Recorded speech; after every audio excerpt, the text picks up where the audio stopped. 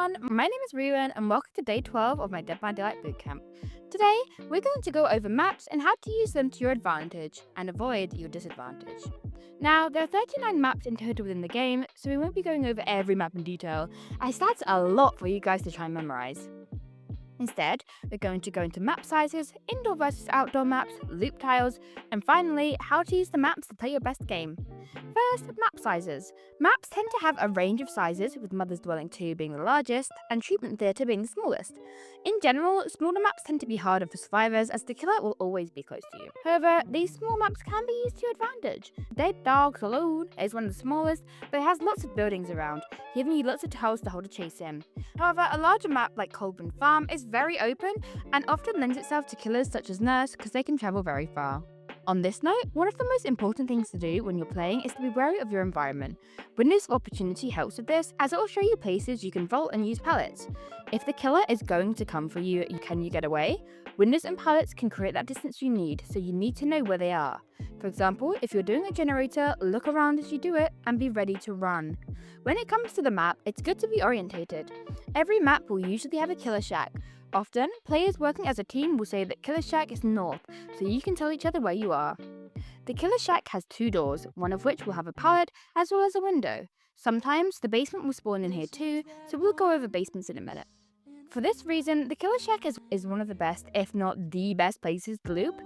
It requires mind gaming from both parties for it to work. For survivors, you have to watch the killer's movements and use it to your advantage. Are they waiting outside the window? Don't go out there yet. Are they thinking you're going to run to the other door? Jump through the window. The killers watch their movement. Are they running in one pattern? Then cut them off. It's annoying for killers, but it's not undefeatable. If you can, get that pallet out of the way too as the killer and avoid it as a survivor. If you use it right, it buys a lot of time. Sometimes a generator or chest will spawn in there, but not always. Each map will usually have a main building, which is the most distinctive. This building usually has some places to hold a chase in, often having windows and pallets at least, and often breakable walls. Now, the basement will spawn at the killer shack or near the main building. The basement, depending on the killer, can be very killer-sided. For example, if Trapper puts traps on the stairs, you can't get down. The center of the basement has 4 hooks, meaning technically all 4 survivors could be hooked at once. There are also 4 lockers, meaning all 4 survivors could hide here if they so wished. You must be quick when you're rescuing from the basement, as there's only one entrance, meaning there is one thin entrance corridor with the stairs here. If you get caught, it's pretty much a guaranteed hit, and if you don't time it right, whoever you just rescued is going straight back on the hook. One small note of the basement: if you see the cannibal or Bubba not doing anything for the match, then it's a protect the box Bubba. He'll leave you alone unless you try and touch his box, the chest. Maps can have 3 different types.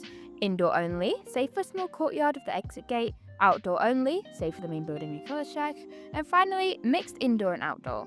They all have their own advantages.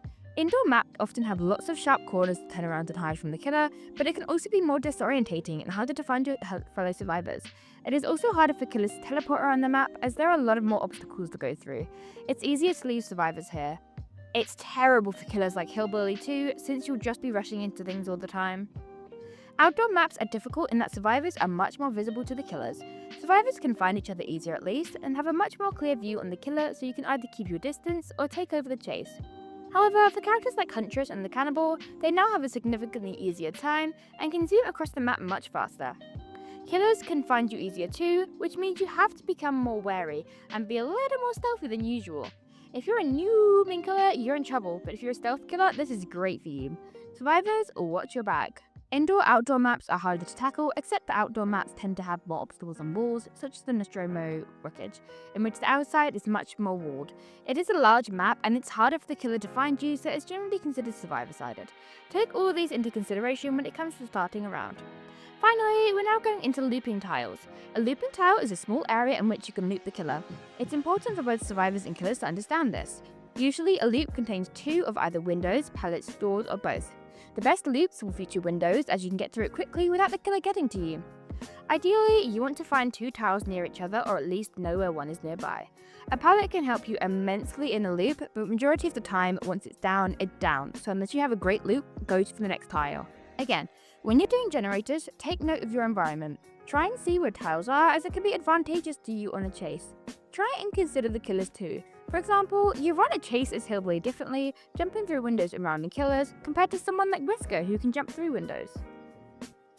To loop, make pathways in your head and follow them. Looping means going round in a loop, a specific pattern, so follow it and double check and retrace your steps only when the killer is trying to trick you. Just keep an eye behind you and peek around corners.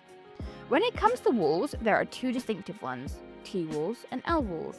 The name refers to the shape of a wall, so a T-wall is two walls connected in a T shape, and an L-wall is an L shape.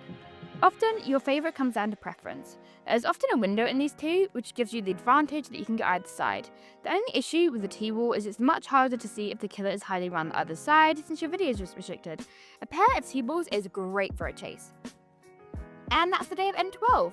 We only have one more big day before the finale, Advanced Strategies.